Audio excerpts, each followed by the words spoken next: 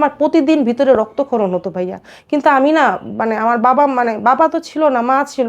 মার কাছে শেয়ার করতে পারতাম না, আত্মীয় স্বজনের কাছে শেয়ার করতে পারতাম না, কারণ সবার এগেনস্টে তো আমার এই বিয়েটা হয়।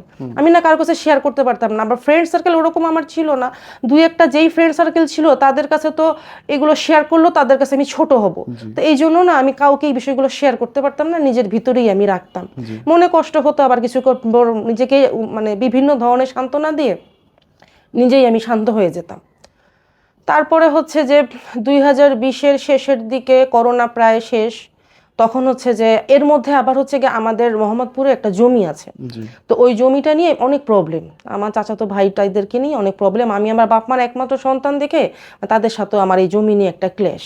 তো আমার চাচারা আমার বাবারা অনেক চেষ্টা করেছিল যে কিভাবে জমিটা নিজের নামে করা যায়, কিন্তু অনেক টাকা পয়সা লাগে, ঘুষ লাগে। তো যেটা এক হচ্ছে গিয়ে আমরা তো একটু ধার্মিক ফ্যামিলি ছিল আমার বাবা চাচারা, তো এইসব ঘুষ টুস দিয়ে কাজ করা তারা পছন্দ করতেন না। আর টাকা চাইতেও অনেক লেভেলের, যেটা দেওয়া আমাদের পক্ষে সম্ভব ছিল না।